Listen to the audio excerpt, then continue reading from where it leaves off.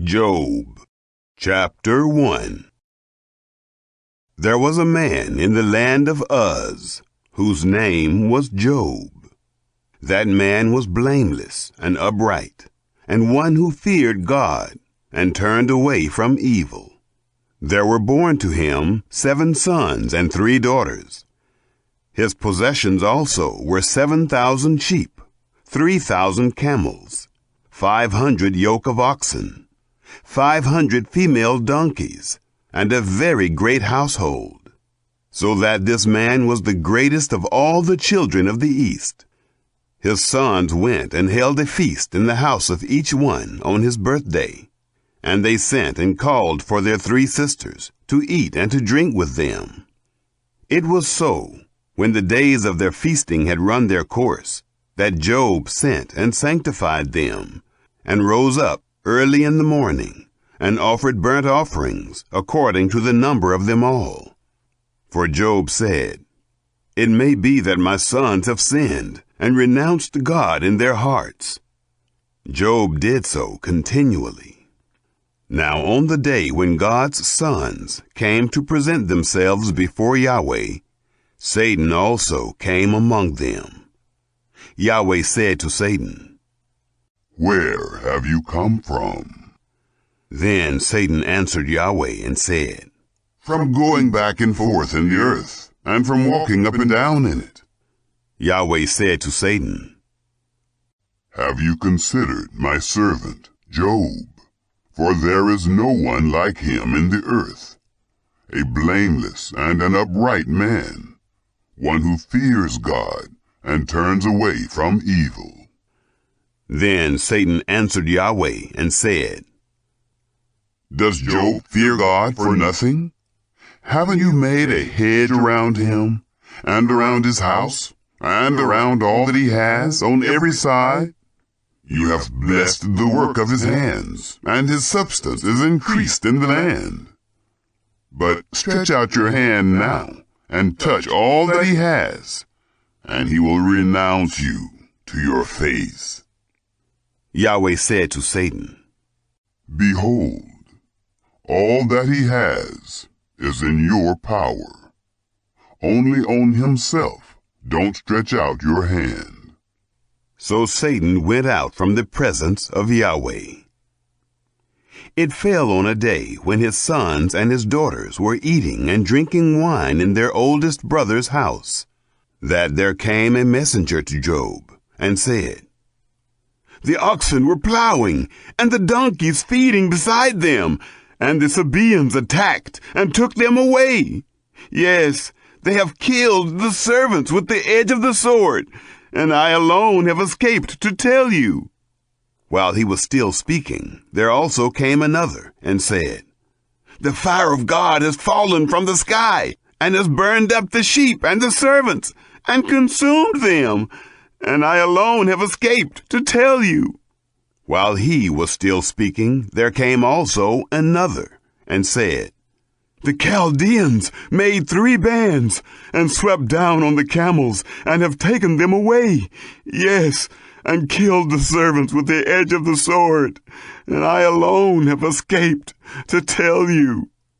While he was still speaking, there came also another and said, "Your sons and your daughters were eating and drinking wine in their oldest brother's house, and behold, there came a great wind from the wilderness, and struck the 4 corners of the house, and it fell on the young men, and they're dead.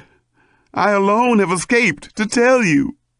Then Job arose, and tore his robe, and shaved his head, and fell down on the ground, and worshipped. He said, "Naked I came out of my mother's womb, and naked shall I return there. Yahweh gave, and Yahweh has taken away. Blessed be Yahweh's name." In all this, Job didn't sin, nor charge God with wrongdoing. Chapter 2. Again, on the day when God's sons came to present themselves before Yahweh, Satan came also among them to present himself before Yahweh. Yahweh said to Satan, "Where have you come from?"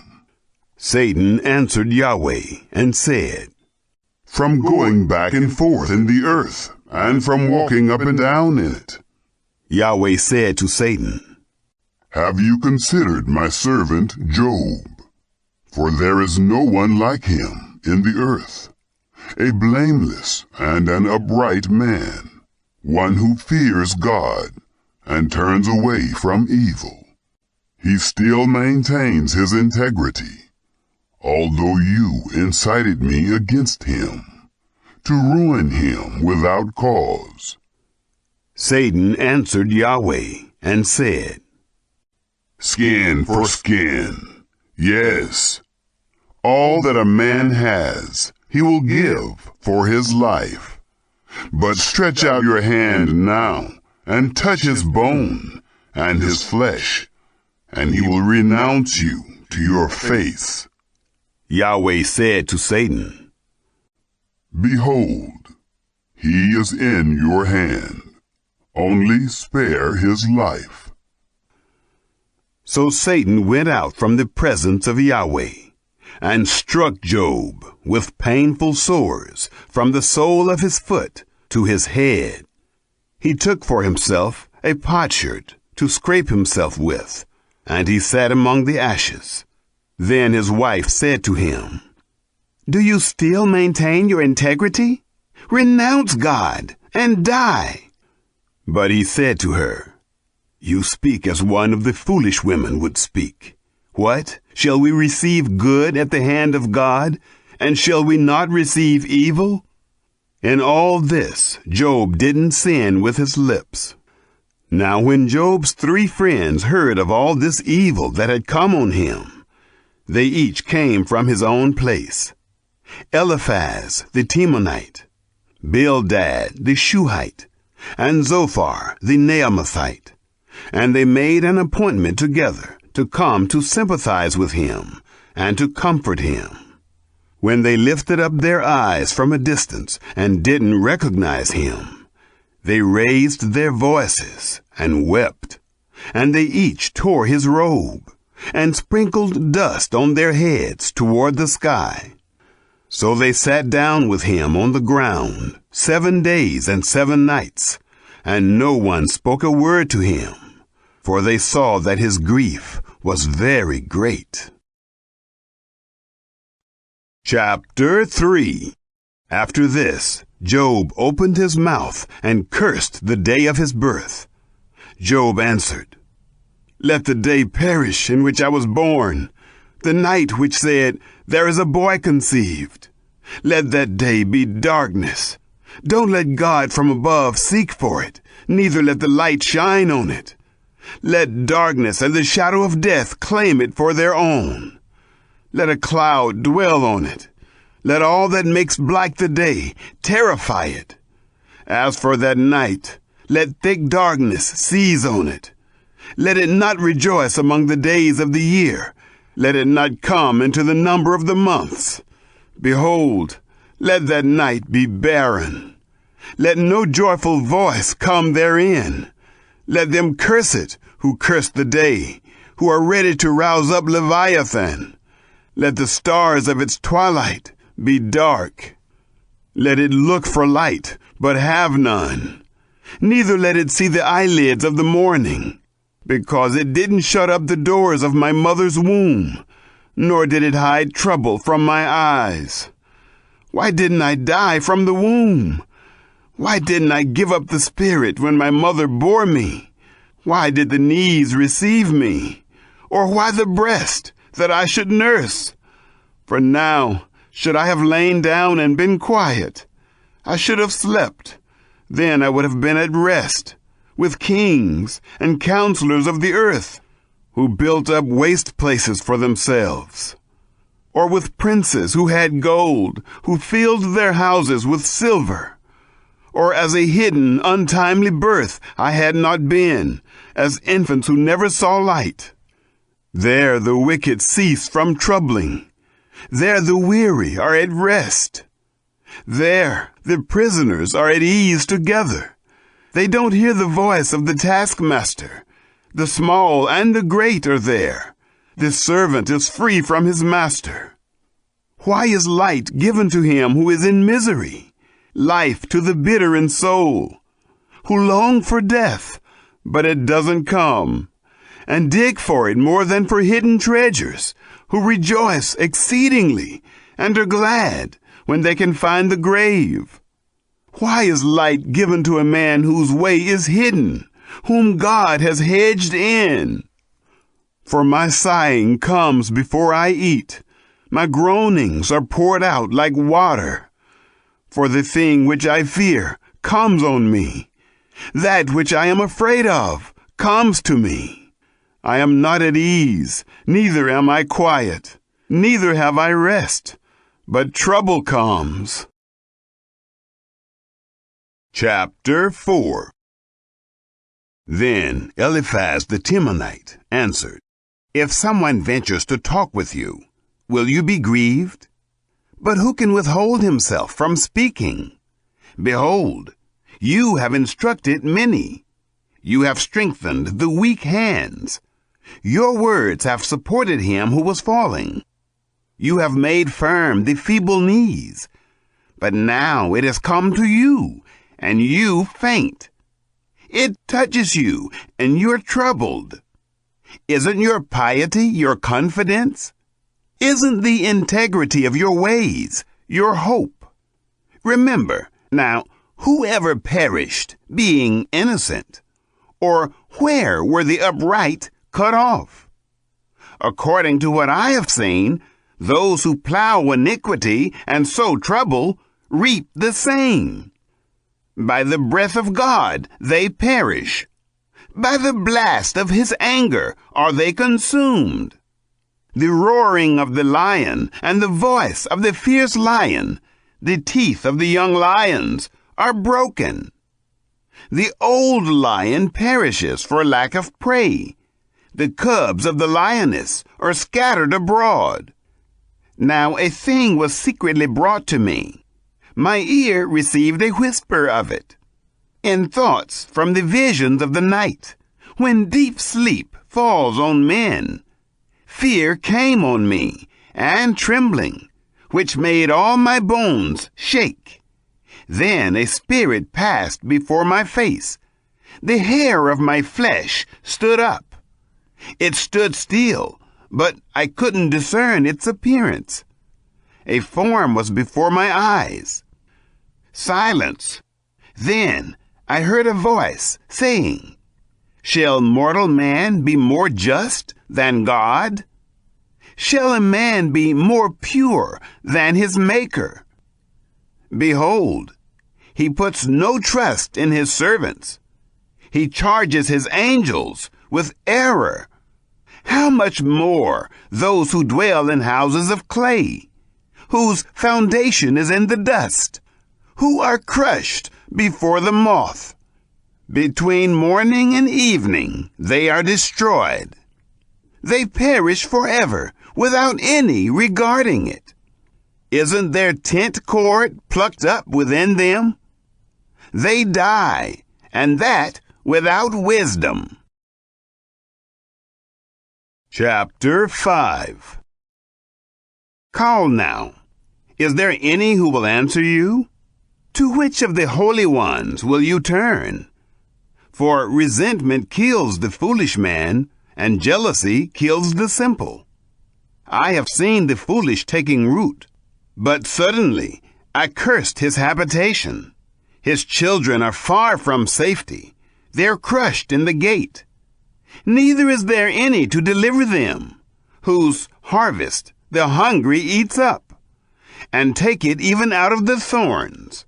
The snare gapes for their substance, for affliction doesn't come out of the dust, neither does trouble spring out of the ground. But man is born to trouble, as the sparks fly upward. But as for me, I would seek God. I would commit my cause to God, who does great things that can't be fathomed, marvelous things without number. who gives rain on the earth and sends waters on the fields, so that he sets up on high those who are low. Those who mourn are exalted to safety. He frustrates the plans of the crafty, so that their hands can't perform their enterprise. He takes the wise in their own craftiness. The counsel of the cunning is carried headlong. They meet with darkness in the daytime, and grope at noonday as in the night. But he saves from the sword of their mouth, even the needy from the hand of the mighty. So the poor has hope, and injustice shuts her mouth.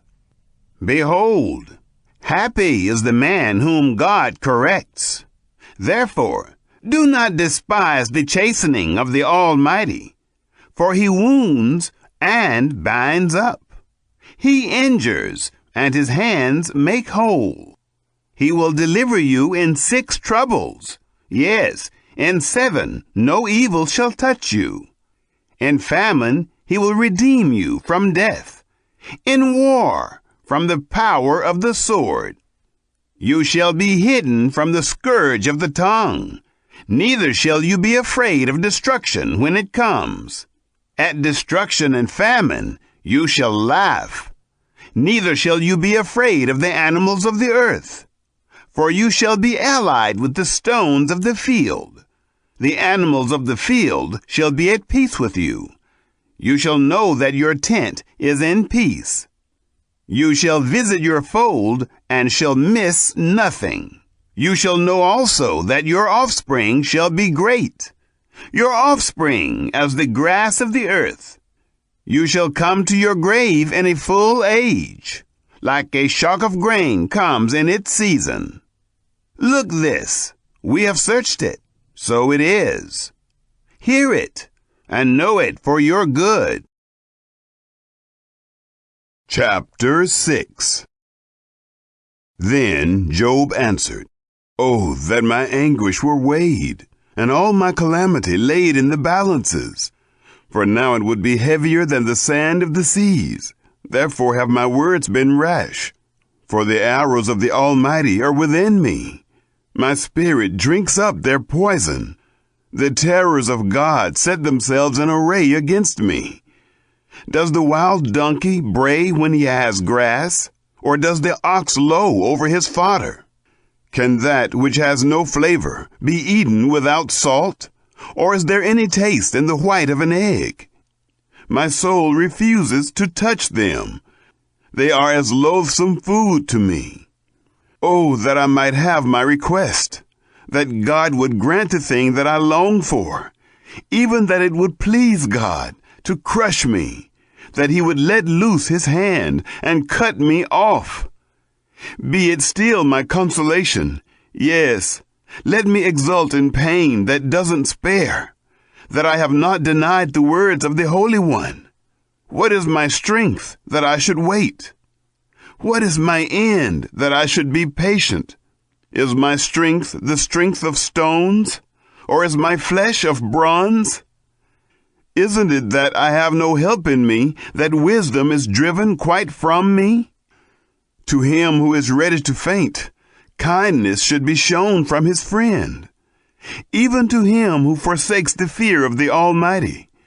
My brothers have dealt deceitfully as a brook, as the channel of brooks that pass away, which are black by reason of the ice in which the snow hides itself. In the dry season they vanish. When it is hot, they are consumed out of their place. The caravans that travel beside them turn away. They go up into the waste and perish. The caravans of Tema looked. The companies of Sheba waited for them. They were distressed because they were confident. They came there and were confounded, for now you are nothing. You see a terror and are afraid. Did I say, give to me? Or offer a present for me from your substance? Or deliver me from the adversary's hand? Or redeem me from the hand of the oppressors? Teach me, and I will hold my peace. Cause me to understand wherein I have erred. How forcible are words of uprightness! But your reproof, what does it reprove? Do you intend to reprove words, since the speeches of one who is desperate are as wind? Yes, you would even cast lots for the fatherless, and make merchandise of your friend. Now therefore, be pleased to look at me, for surely I shall not lie to your face. Please return. Let there be no injustice. Yes, return again. My cause is righteous. Is there injustice on my tongue? Can't my taste discern mischievous things? Chapter 7. Isn't a man forced to labor on earth? Aren't his days like the days of a hired hand? As a servant who earnestly desires the shadow, as a hireling who looks for his wages, so am I made to possess months of misery. Wearisome nights are appointed to me. When I lie down, I say, when shall I arise, and the night be gone? I toss and turn until the dawning of the day. My flesh is clothed with worms and clods of dust. My skin closes up and breaks out afresh. My days are swifter than a weaver's shuttle, and are spent without hope. Oh, remember that my life is a breath. My eye shall no more see good. The eye of him who sees me shall see me no more. Your eyes shall be on me, but I shall not be. As the cloud is consumed and vanishes away, so he who goes down to Sheol shall come up no more. He shall return no more to his house, neither shall his place know him any more. Therefore I will not keep silent. I will speak in the anguish of my spirit. I will complain in the bitterness of my soul. Am I a sea or a sea monster that you put a guard over me? When I say, my bed shall comfort me, my couch shall ease my complaint, then you scare me with dreams and terrify me through visions, so that my soul chooses strangling, death rather than my bones. I loathe my life. I don't want to live forever. Leave me alone, for my days are but a breath. What is man, that you should magnify him, that you should set your mind on him, that you should visit him every morning and test him every moment? How long will you not look away from me, nor leave me alone until I swallow down my spittle? If I have sinned, what do I do to you, you watcher of men? Why have you set me as a mark for you, so that I am a burden to myself? Why do you not pardon my disobedience and take away my iniquity? For now shall I lie down in the dust. You will seek me diligently, but I shall not be. Chapter 8. Then Bildad the Shuhite answered, How long will you speak these things? Shall the words of your mouth be a mighty wind? Does God pervert justice? Or does the Almighty pervert righteousness? If your children have sinned against him, he has delivered them into the hand of their disobedience. If you want to seek God diligently, make your supplication to the Almighty. If you were pure and upright, surely now he would awaken for you and make the habitation of your righteousness prosperous. Though your beginning was small, yet your latter end would greatly increase. Please inquire of past generations. Find out about the learning of their fathers. For we are but of yesterday, and know nothing, because our days on earth are a shadow. Shall they not teach you, tell you and utter words out of their heart? Can the papyrus grow up without mire? Can the rushes grow without water? While it is yet in its greenness, not cut down, it withers before any other reed. So are the paths of all who forget God. The hope of the godless man shall perish, whose confidence shall break apart, whose trust is a spider's web. He shall lean on his house, but it shall not stand. He shall cling to it, but it shall not endure. He is green before the sun. His shoots go out along his garden. His roots are wrapped around the rock pile. He sees the place of stones. If he is destroyed from his place, then it shall deny him, saying, I have not seen you. Behold, this is the joy of his way. Out of the earth others shall spring. Behold, God will not cast away a blameless man, neither will he uphold the evildoers. He will still fill your mouth with laughter, your lips with shouting.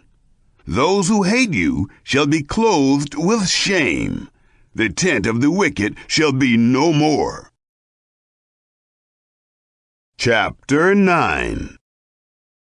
Then Job answered, Truly, I know that it is so. But how can man be just with God? If he is pleased to contend with him, he can't answer him 1 time in 1,000.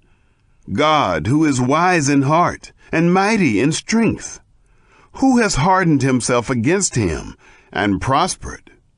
He removes the mountains, and they don't know it, when he overturns them in his anger. He shakes the earth out of its place. Its pillars tremble.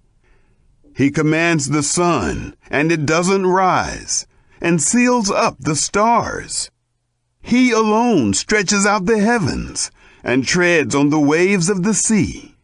He makes the Bear, Orion, and the Pleiades, and the rooms of the south. He does great things past finding out. Yes, marvelous things without number. Behold, he goes by me, and I don't see him. He passes on also, but I don't perceive him. Behold, he snatches away. Who can hinder him? Who will ask him, What are you doing? God will not withdraw his anger. The helpers of Rahab stoop under him. How much less shall I answer him, and choose my words to argue with him? Though I were righteous, yet I wouldn't answer him. I would make supplication to my judge. If I had called, and he had answered me, yet I wouldn't believe that he listened to my voice. For he breaks me with a storm, and multiplies my wounds without cause. He will not allow me to catch my breath, but fills me with bitterness. If it is a matter of strength, behold, he is mighty. If of justice, who, says he, will summon me? Though I am righteous, my own mouth shall condemn me. Though I am blameless, it shall prove me perverse. I am blameless. I don't respect myself. I despise my life. It is all the same. Therefore I say he destroys the blameless and the wicked. If the scourge kills suddenly, he will mock at the trial of the innocent. The earth is given into the hand of the wicked. He covers the faces of its judges. If not he, then who is it? Now my days are swifter than a runner. They flee away. They see no good. They have passed away as the swift ships, as the eagle that swoops on the prey. If I say, I will forget my complaint, I will put off my sad face and cheer up. I am afraid of all my sorrows. I know that you will not hold me innocent. I shall be condemned. Why then do I labor in vain? If I wash myself with snow and cleanse my hands with lye, yet you will plunge me in the ditch. My own clothes shall abhor me. For he is not a man as I am, that I should answer him, that we should come together in judgment. There is no umpire between us that might lay his hand on us both. Let him take his rod away from me. Let his terror not make me afraid. Then I would speak and not fear him, for I am not so in myself. Chapter 10. My soul is weary of my life. I will give free course to my complaint. I will speak in the bitterness of my soul. I will tell God, do not condemn me. Show me why you contend with me. Is it good to you that you should oppress? That you should despise the work of your hands and smile on the counsel of the wicked? Do you have eyes of flesh, or do you see as man sees? Are your days as the days of mortals, or your years as man's years, that you inquire after my iniquity and search after my sin? Although you know that I am not wicked, there is no one who can deliver out of your hand. Your hands have framed me and fashioned me altogether, yet you destroy me. Remember, I beg you, that you have fashioned me as clay. Will you bring me into dust again? Haven't you poured me out like milk and curdled me like cheese? You have clothed me with skin and flesh and knit me together with bones and sinews. You have granted me life and loving kindness. Your visitation has preserved my spirit. Yet you hid these things in your heart. I know that this is with you. If I sin, then you mark me. You will not acquit me from my iniquity. If I am wicked, woe to me.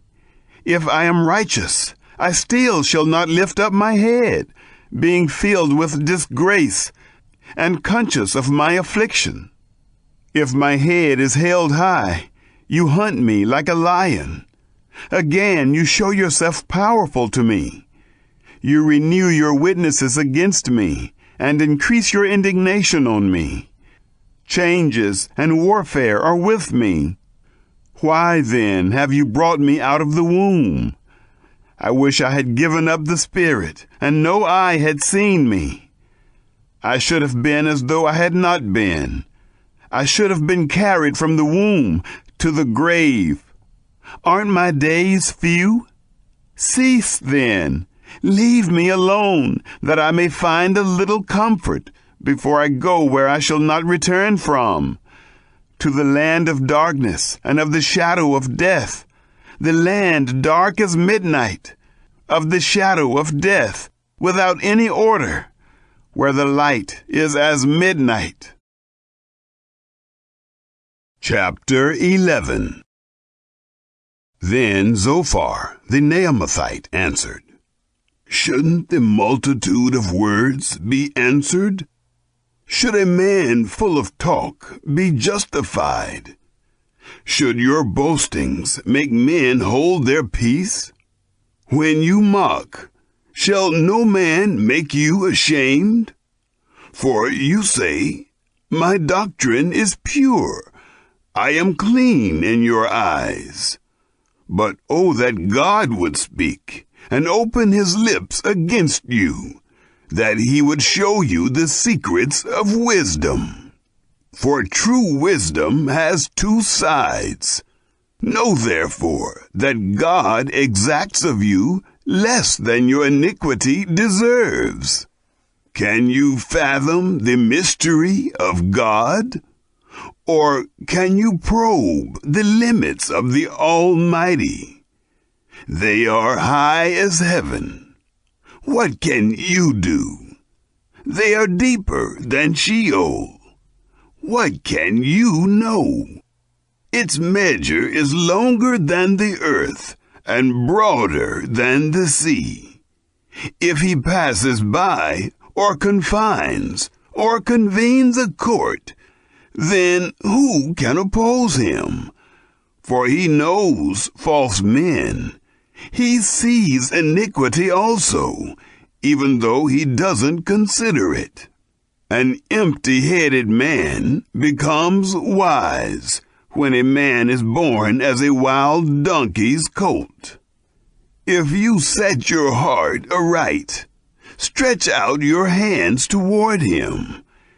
If iniquity is in your hand, put it far away. Don't let unrighteousness dwell in your tents. Surely then you shall lift up your face without spot. Yes, you shall be steadfast and shall not fear, for you shall forget your misery. You shall remember it like waters that have passed away. Life shall be clearer than the noonday. Though there is darkness, it shall be as the morning. You shall be secure, because there is hope. Yes, you shall search, and shall take your rest in safety. Also, you shall lie down, and no one shall make you afraid. Yes, many shall court your favor, but the eyes of the wicked shall fail. They shall have no way to flee.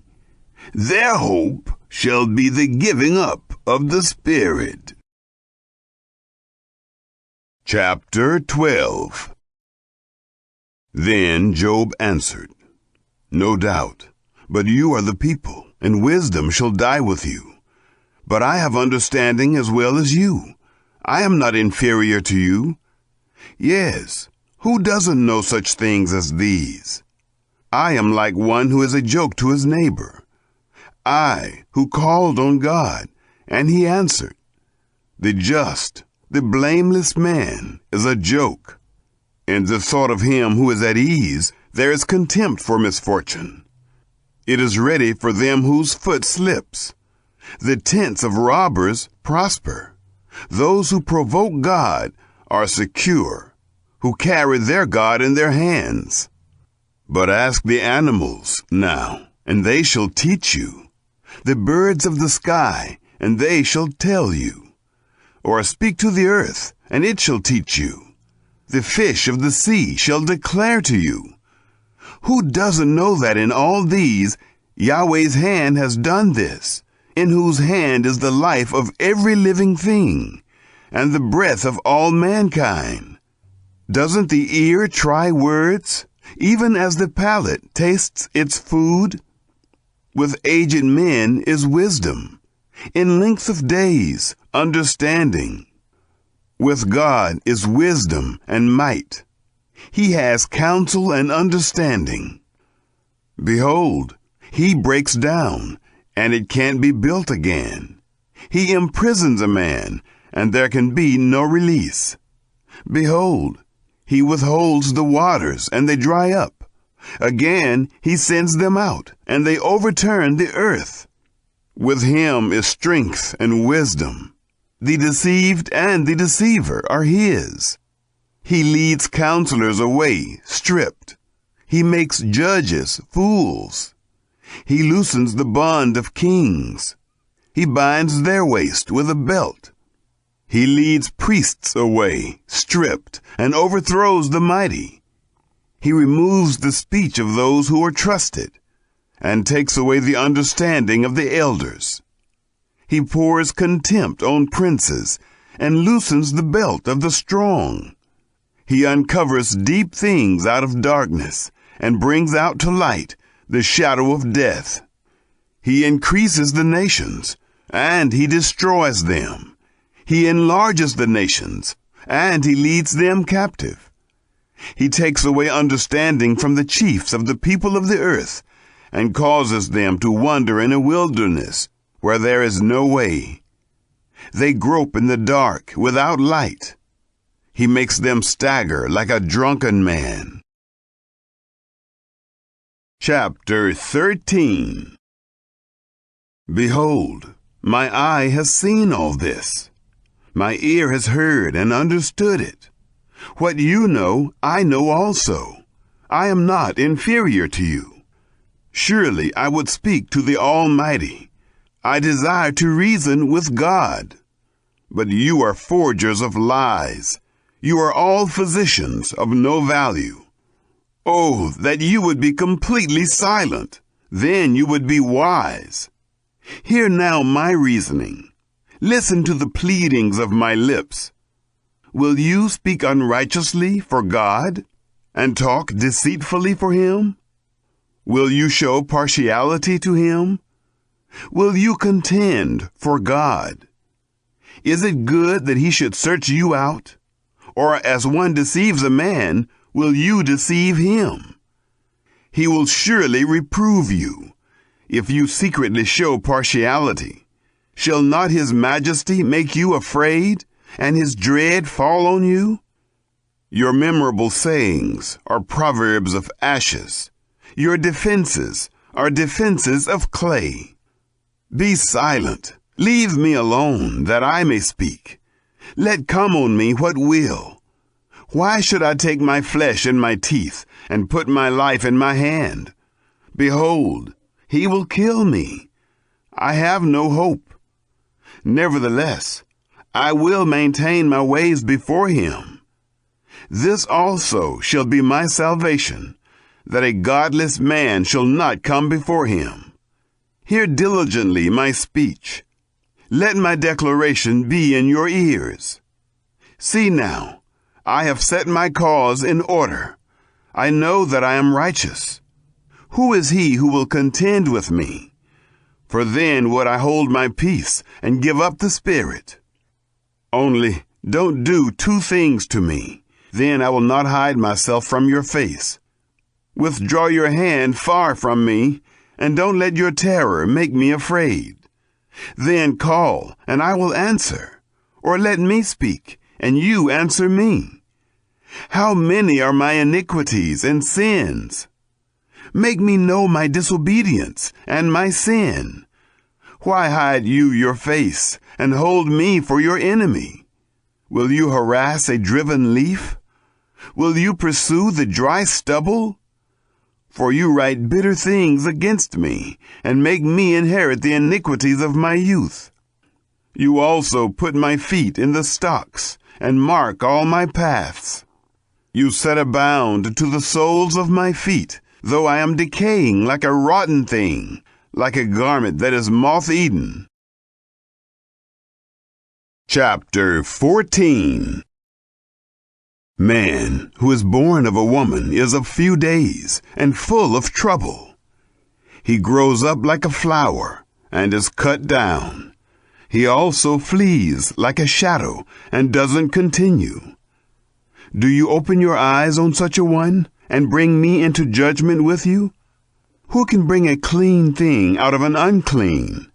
Not one. Seeing his days are determined, the number of his months is with you, and you have appointed his bounds that he can't pass. Look away from him, that he may rest, until he shall accomplish, as a hireling, his day. For there is hope for a tree, if it is cut down, that it will sprout again, that the tender branch of it will not cease. Though its root grows old in the earth, and its stalk dies in the ground, yet through the scent of water it will bud, and sprout boughs like a plant.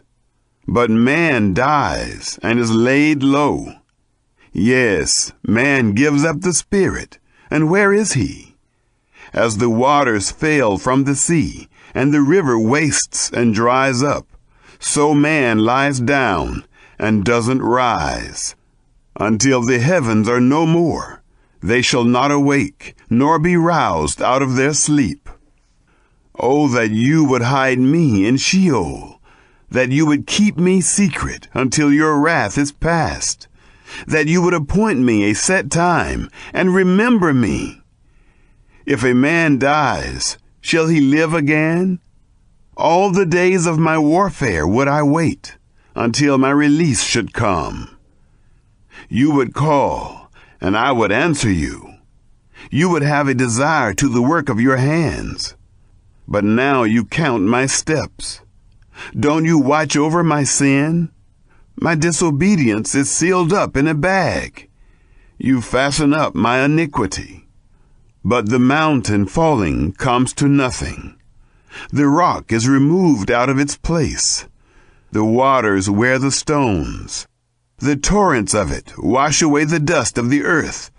So you destroy the hope of man. You forever prevail against him, and he departs. You change his face and send him away. His sons come to honor, and he doesn't know it. They are brought low, but he doesn't perceive it of them. But his flesh on him has pain, and his soul within him mourns. Chapter 15.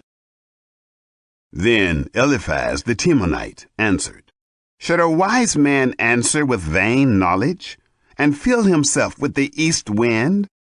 Should he reason with unprofitable talk, or with speeches with which he can do no good? Yes, you do away with fear, and hinder devotion before God.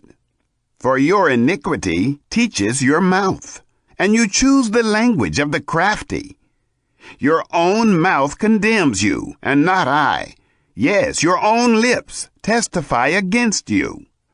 Are you the first man who was born? Or were you brought out before the hills?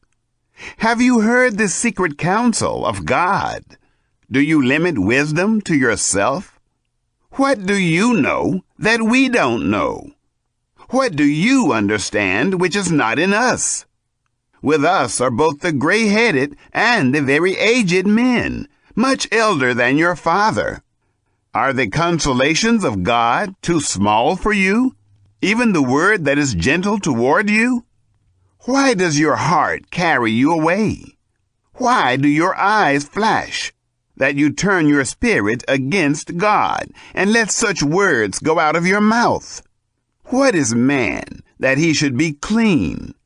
What is he who is born of a woman, that he should be righteous? Behold, he puts no trust in his holy ones. Yes, the heavens are not clean in his sight.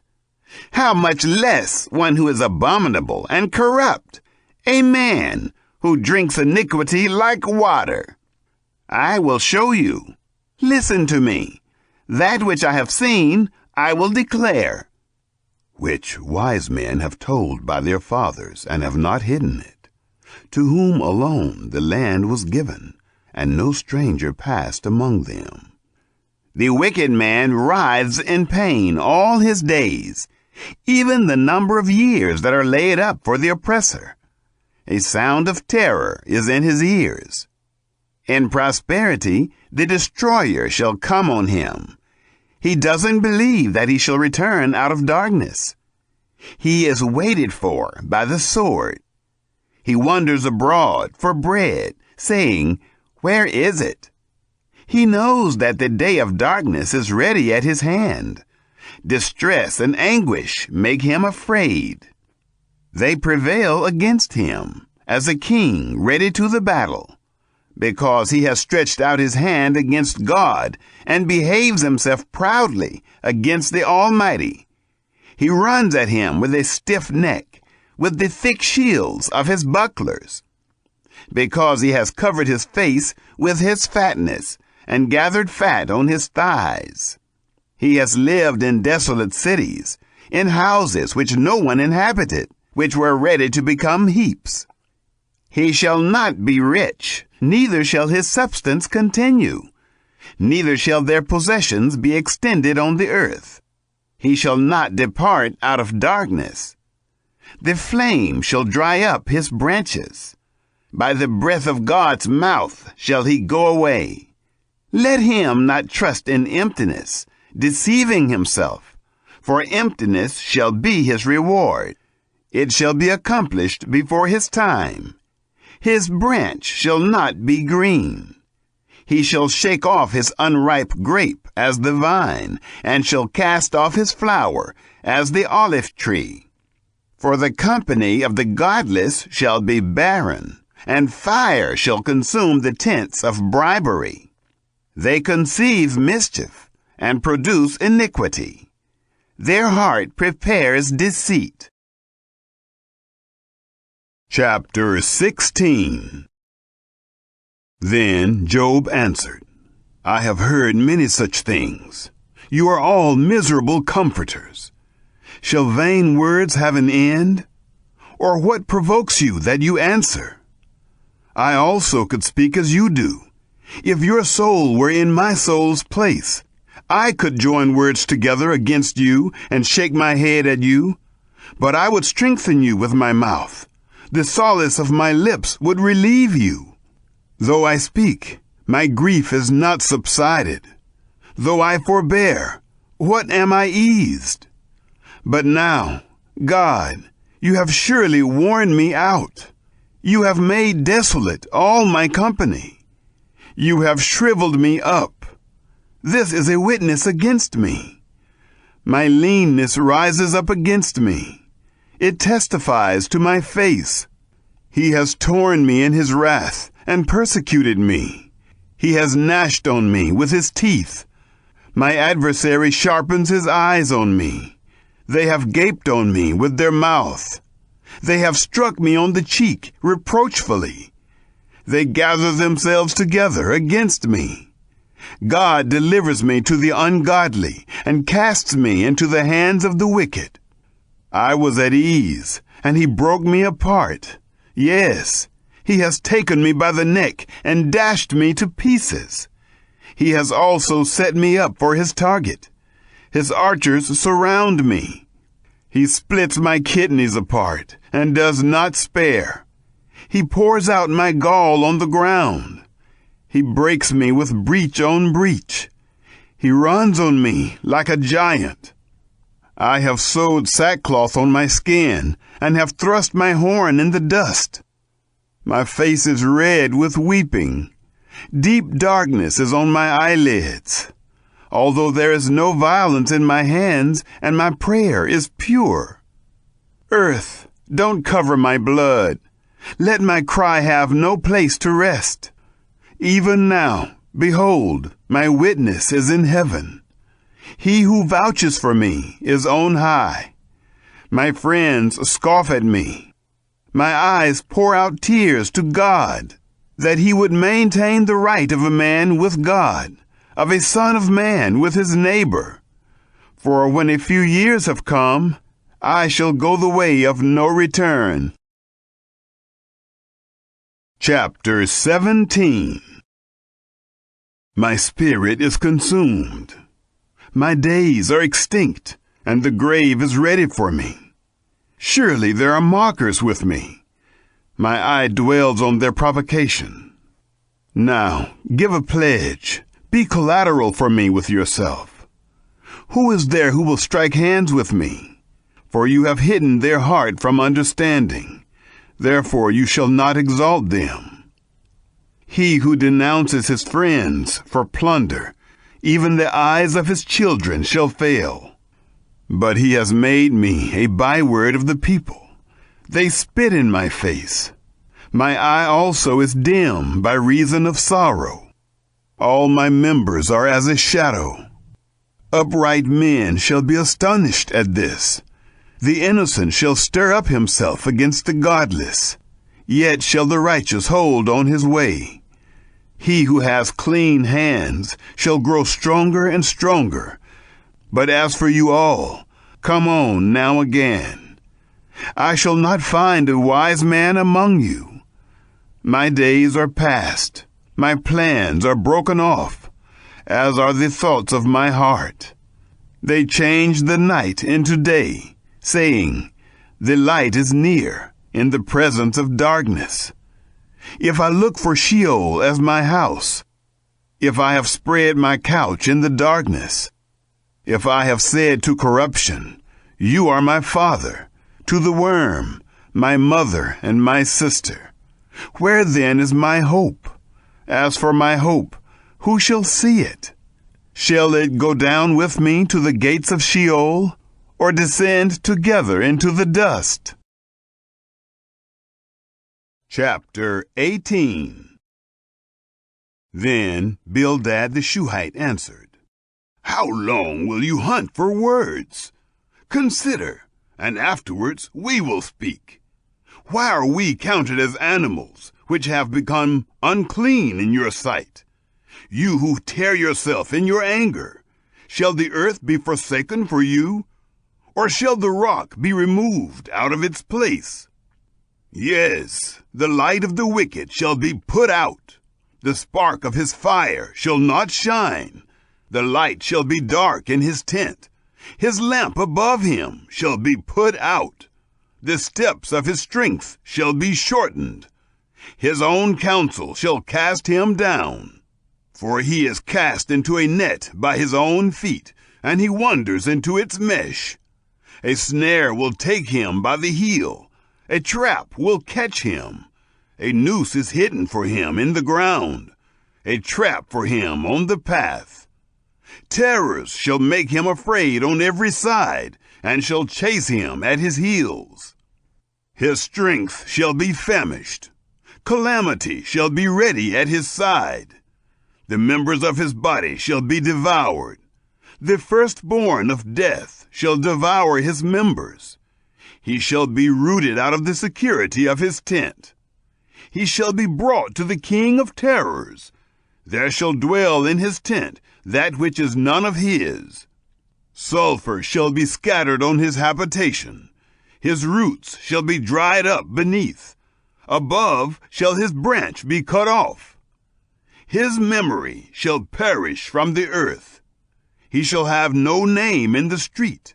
He shall be driven from light into darkness and chased out of the world. He shall have neither son nor grandson among his people, nor any remaining where he lived. Those who come after shall be astonished at his day, as those who went before were frightened. Surely such are the dwellings of the unrighteous. This is the place of him who doesn't know God. Chapter 19. Then Job answered, How long will you torment me and crush me with words? You have reproached me 10 times. You aren't ashamed that you attack me. If it is true that I've erred, my error remains with myself.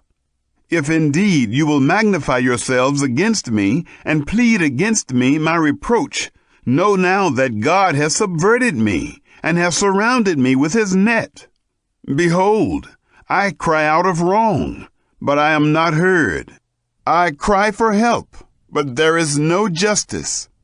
He has walled up my way so that I can't pass, and has set darkness in my paths.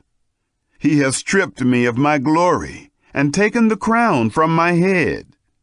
He has broken me down on every side, and I am gone. My hope he has plucked up like a tree.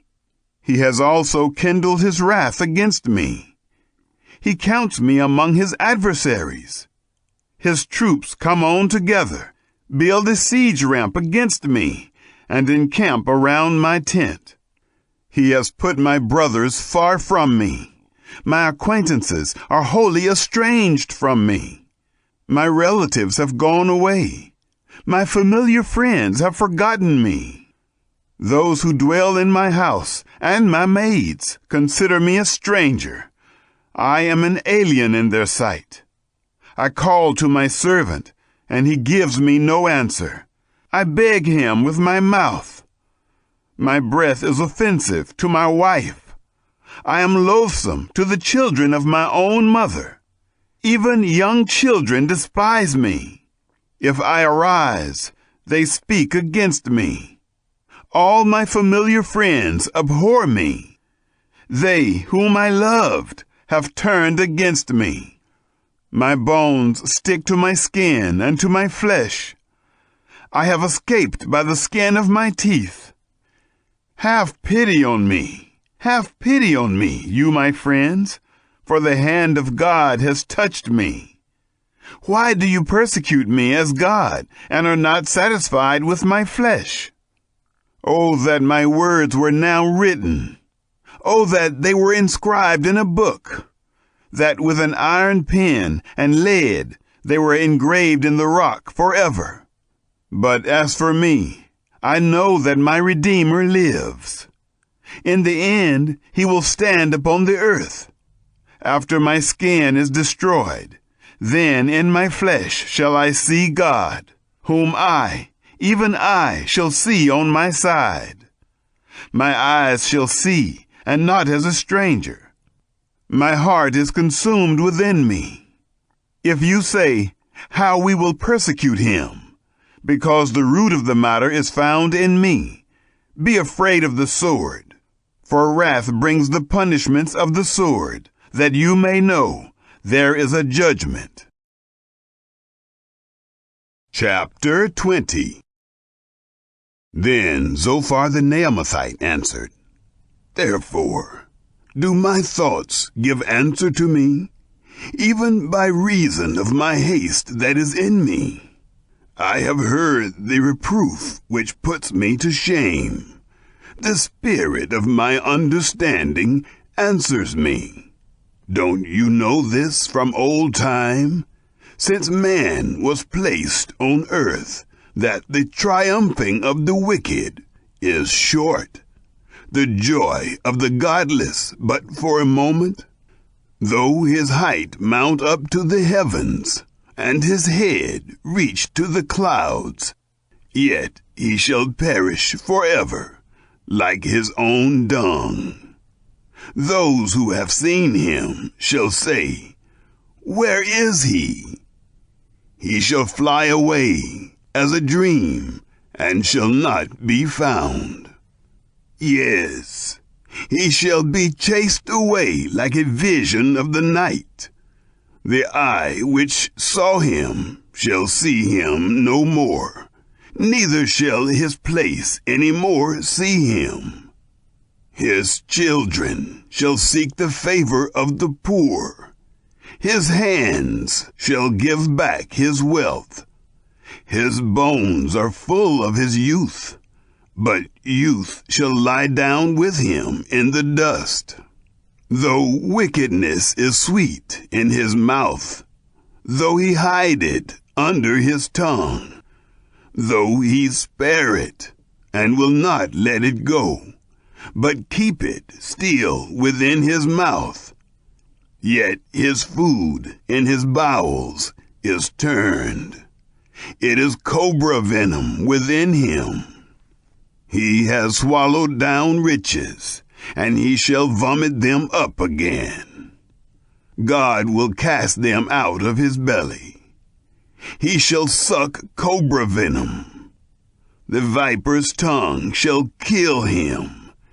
He shall not look at the rivers, the flowing streams of honey and butter. That for which he labored, he shall restore, and shall not swallow it down. According to the substance that he has gotten, he shall not rejoice, for he has oppressed and forsaken the poor. He has violently taken away a house, and he shall not build it up. Because he knew no quietness within him, he shall not save anything of that in which he delights. There was nothing left that he didn't devour. Therefore his prosperity shall not endure. In the fullness of his sufficiency, distress shall overtake him. The hand of everyone who is in misery shall come on him. When he is about to feel his belly, God will cast the fierceness of his wrath on him. It will rain on him while he is eating. He shall flee from the iron weapon. The bronze arrow shall strike him through. He draws it out, and it comes out of his body. Yes, the glittering point comes out of his liver. Terrors are on him. All darkness is laid up for his treasures. An unfanned fire shall devour him. It shall consume that which is left in his tent. The heavens shall reveal his iniquity. The earth shall rise up against him. The increase of his house shall depart.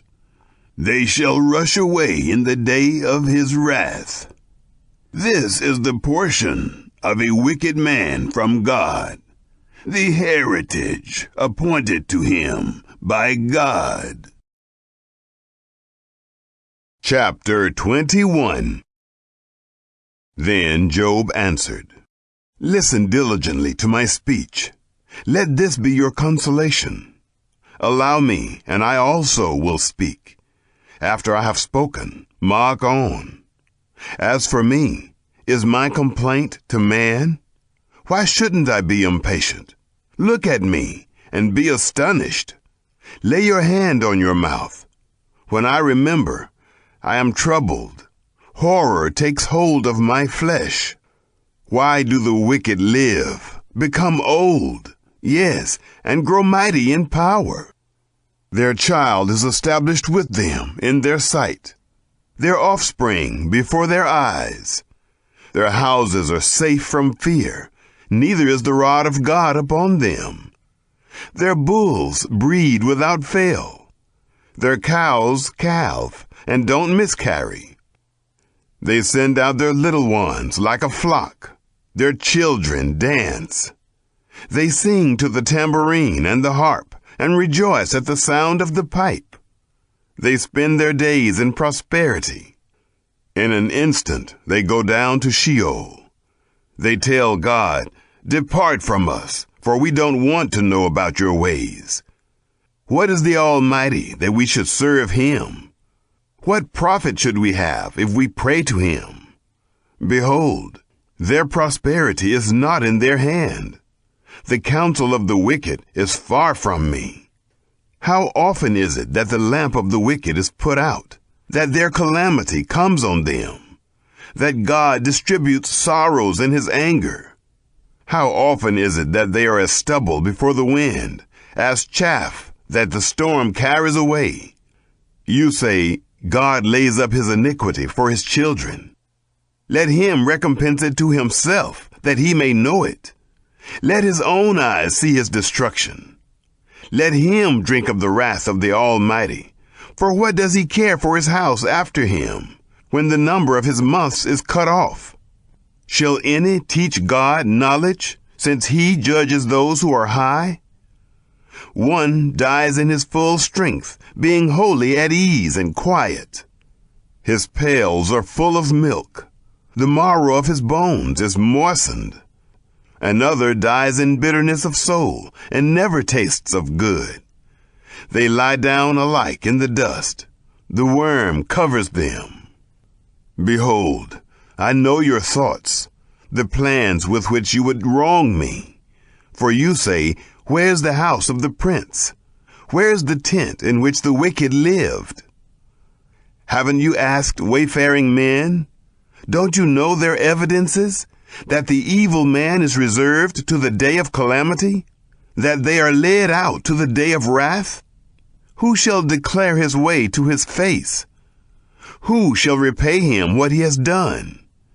Yet he will be borne to the grave. Men shall keep watch over the tomb. The clods of the valley shall be sweet to him. All men shall draw after him, as there were innumerable before him. So how can you comfort me with nonsense, because in your answers there remains only falsehood? Chapter 22. Then Eliphaz the Temanite answered, Can a man be profitable to God? Surely he who is wise is profitable to himself. Is it any pleasure to the Almighty that you are righteous? Or does it benefit him that you make your ways perfect? Is it for your piety that he reproves you, that he enters with you into judgment? Isn't your wickedness great? Neither is there any end to your iniquities. For you have taken pledges from your brother for nothing, and stripped the naked of their clothing. You haven't given water to the weary to drink, and you have withheld bread from the hungry. But as for the mighty man, he had the earth. The honorable man, he lived in it. You have sent widows away empty, and the arms of the fatherless have been broken. Therefore snares are around you. Sudden fear troubles you, or darkness so that you cannot see, and floods of waters cover you. Isn't God in the heights of heaven? See the height of the stars, how high they are. You say, what does God know? Can he judge through the thick darkness? Thick clouds are a covering to him, so that he doesn't see. He walks on the vault of the sky. Will you keep the old way, which wicked men have trodden, who were snatched away before their time, whose foundation was poured out as a stream, who said to God, depart from us, and what can the Almighty do for us? Yet he filled their houses with good things, but the counsel of the wicked is far from me. The righteous see it, and are glad. The innocent ridicule them, saying, surely those who rose up against us are cut off. The fire has consumed their remnant. Acquaint yourself with him now, and be at peace. By it, good shall come to you. Please receive instruction from his mouth, and lay up his words in your heart. If you return to the Almighty, you shall be built up. If you put away unrighteousness far from your tents, lay your treasure in the dust, the gold of Ophir among the stones of the brooks. The Almighty will be your treasure, and precious silver to you. For then you will delight yourself in the Almighty, and shall lift up your face to God. You shall make your prayer to him, and he will hear you. You shall pay your vows. You shall also decree a thing, and it shall be established to you. Light shall shine on your ways. When they cast down, you shall say, be lifted up. He will save the humble person. He will even deliver him who is not innocent. Yes, he shall be delivered through the cleanness of your hands. Chapter 23. Then Job answered, even today my complaint is rebellious. His hand is heavy in spite of my groaning. Oh, that I knew where I might find him, that I might come even to his seat. I would set my cause in order before him, and fill my mouth with arguments. I would know the words which he would answer me, and understand what he would tell me. Would he contend with me in the greatness of his power? No, but he would listen to me. There the upright might reason with him, so I should be delivered forever from my judge. If I go east, he is not there. If west, I can't find him. He works to the north, but I can't see him. He turns south, but I can't catch a glimpse of him. But he knows the way that I take. When he has tried me, I shall come out like gold. My foot has held fast to his steps. I have kept his way and not turned away. I haven't gone back from the commandment of his lips.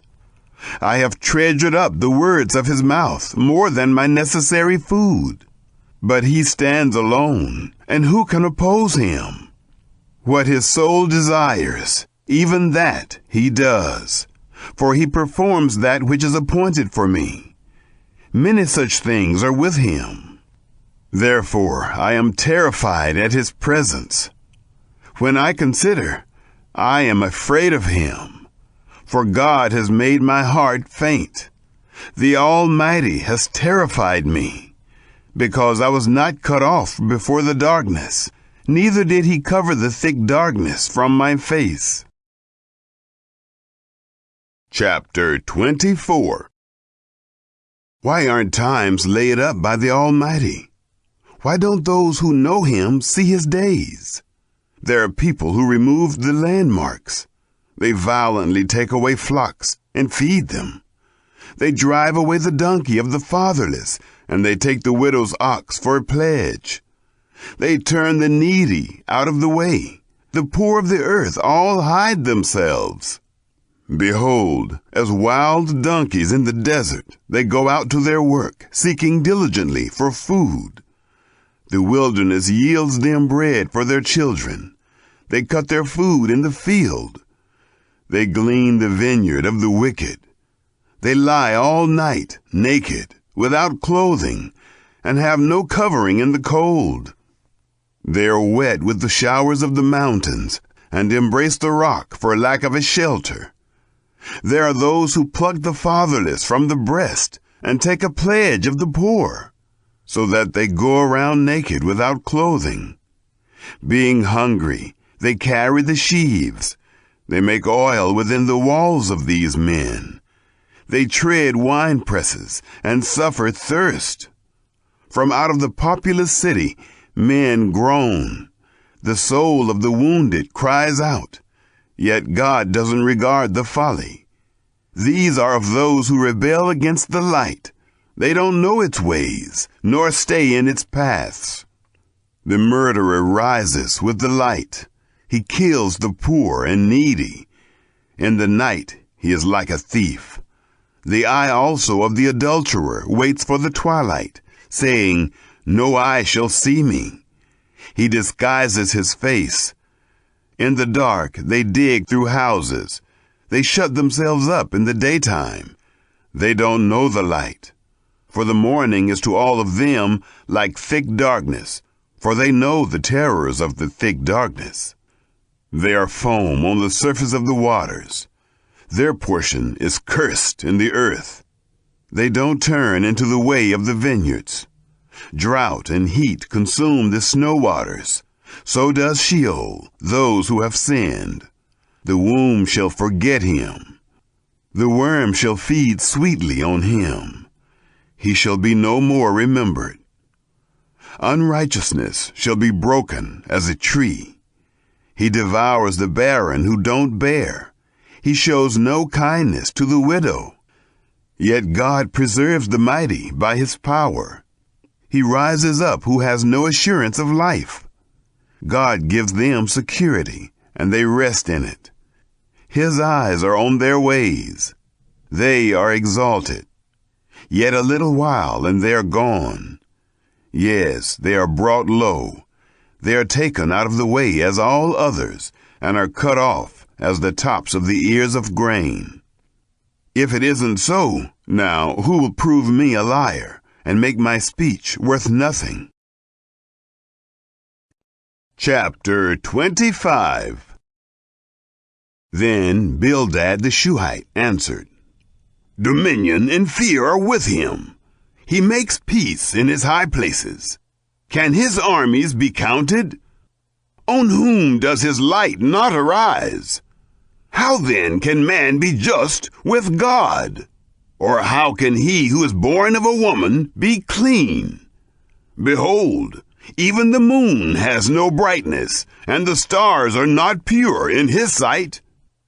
How much less man, who is a worm, the son of man, who is a worm."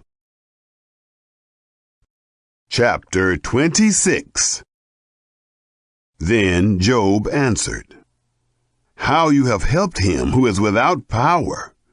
How have you saved the arm that has no strength! How have you counseled him who has no wisdom, and plentifully declared sound knowledge? To whom have you uttered words? Whose spirit came out of you? The departed spirits tremble, those beneath the waters and all that live in them. Sheol is naked before God, and Abaddon has no covering. He stretches out the north over empty space, and hangs the earth on nothing. He binds up the waters in his thick clouds, and the cloud is not burst under them. He encloses the face of his throne, and spreads his cloud on it.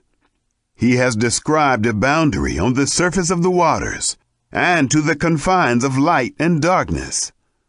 The pillars of heaven tremble and are astonished at his rebuke. He stirs up the sea with his power, and by his understanding he strikes through Rahab. By his spirit the heavens are garnished. His hand has pierced the swift serpent. Behold, these are but the outskirts of his ways. How small a whisper do we hear of him! But the thunder of his power, who can understand? Chapter 27. Job again took up his parable and said, As God lives, who has taken away my right, the Almighty, who has made my soul bitter. For the length of my life is still in me, and the Spirit of God is in my nostrils. Surely my lips shall not speak unrighteousness, neither shall my tongue utter deceit. Far be it from me that I should justify you. Until I die, I will not put away my integrity from me. I hold fast to my righteousness, and will not let it go. My heart shall not reproach me so long as I live. Let my enemy be as the wicked. Let him who rises up against me be as the unrighteous. For what is the hope of the godless when he is cut off, when God takes away his life? Will God hear his cry when trouble comes on him? Will he delight himself in the Almighty and call on God at all times? I will teach you about the hand of God. I will not conceal that which is with the Almighty. Behold, all of you have seen it yourselves. Why then have you become altogether vain? This is the portion of a wicked man with God, the heritage of oppressors, which they receive from the Almighty. If his children are multiplied, it is for the sword. His offspring shall not be satisfied with bread. Those who remain of him shall be buried in death. His widows shall make no lamentation. Though he heap up silver as the dust, and prepare clothing as the clay, he may prepare it, but the just shall put it on, and the innocent shall divide the silver. He builds his house as the moth, as a booth which the watchman makes. He lies down rich, but he shall not do so again. He opens his eyes, and he is not. Terrors overtake him like waters. A storm steals him away in the night. The east wind carries him away, and he departs.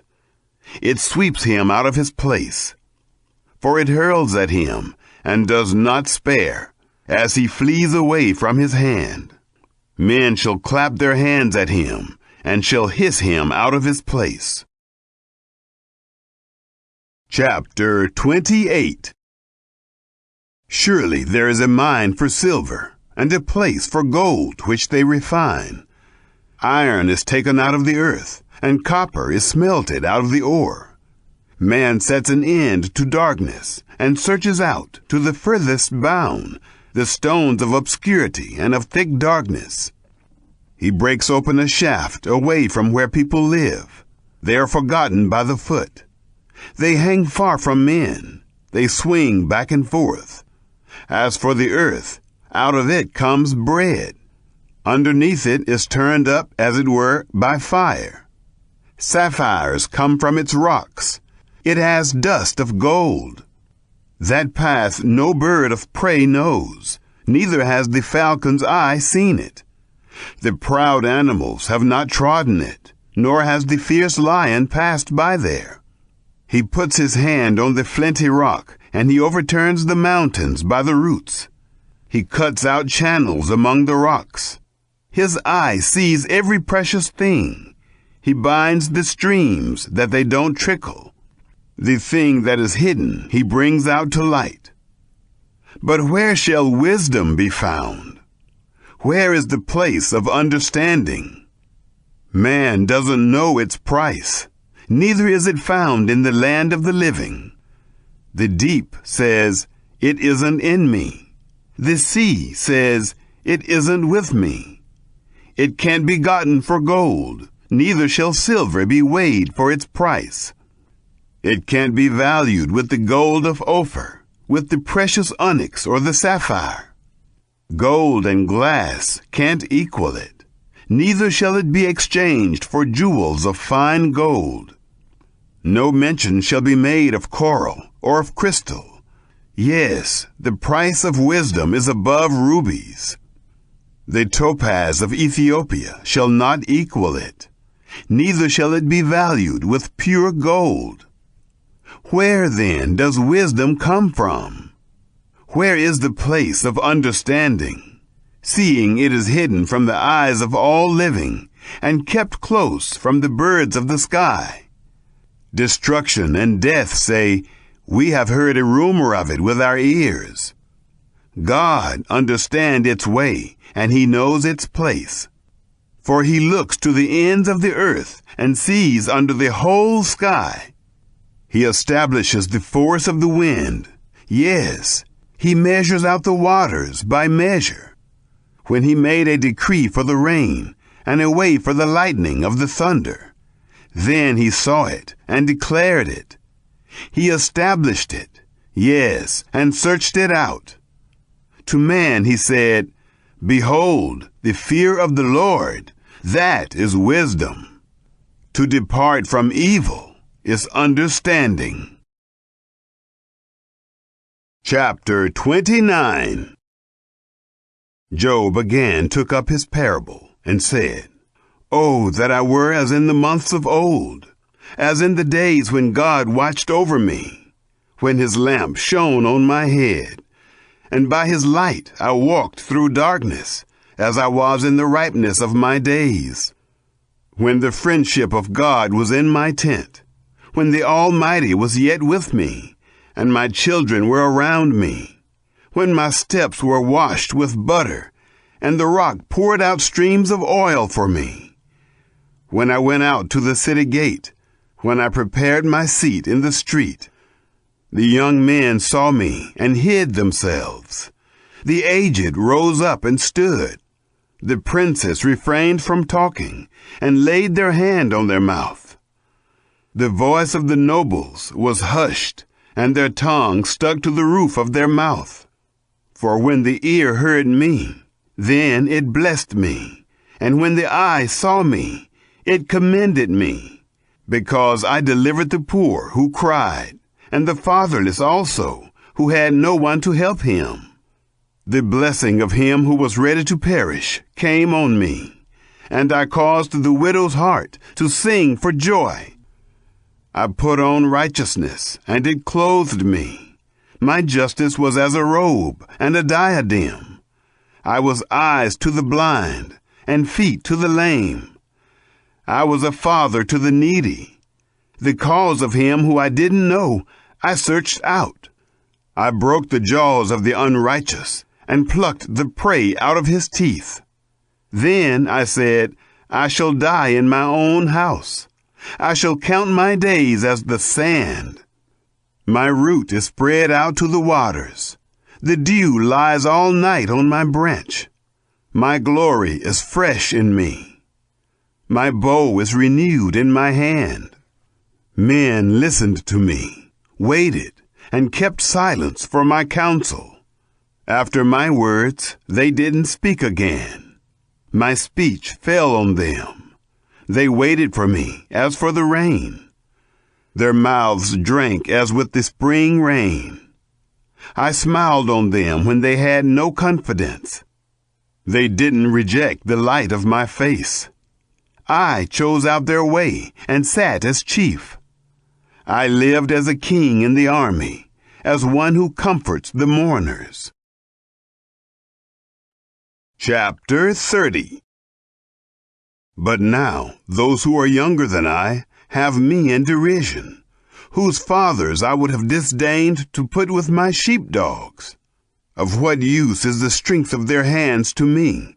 Men in whom ripe age has perished. They are gaunt from lack and famine.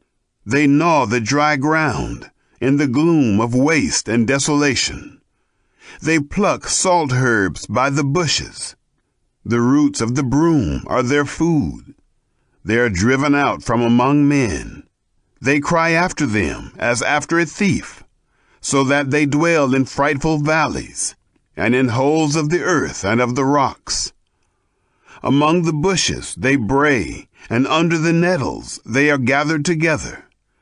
They are children of fools, yes, children of wicked men. They are flogged out of the land.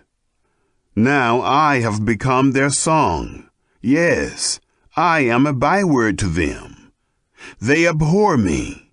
They stand aloof from me, and don't hesitate to spit in my face. For he has untied his cord and afflicted me, and they have thrown off restraint before me. On my right hand rise the rabble. They thrust aside my feet. They cast up against me their ways of destruction. They mar my path.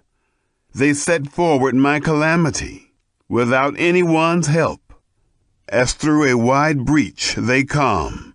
In the middle of the ruin they roll themselves in. Terrors have turned on me.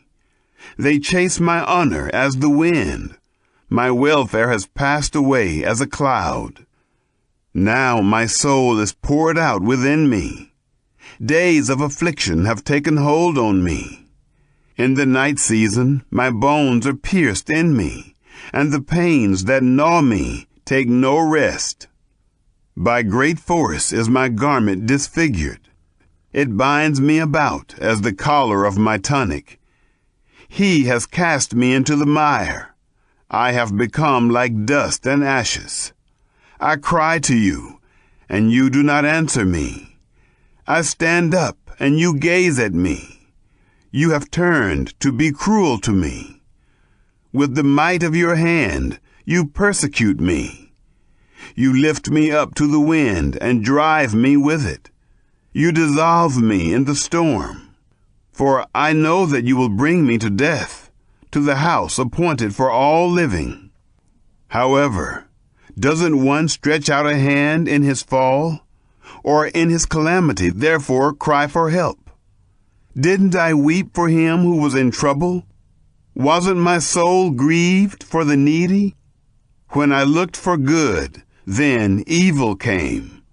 When I waited for light, there came darkness. My heart is troubled and doesn't rest. Days of affliction have come on me. I go mourning without the sun. I stand up in the assembly and cry for help. I am a brother to jackals and a companion to ostriches. My skin grows black and peels from me. My bones are burned with heat. Therefore my harp has turned to mourning, and my pipe into the voice of those who weep. Chapter 31. I made a covenant with my eyes. How then should I look lustfully at a young woman?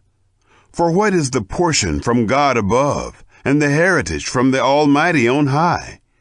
Is it not calamity to the unrighteous, and disaster to the workers of iniquity?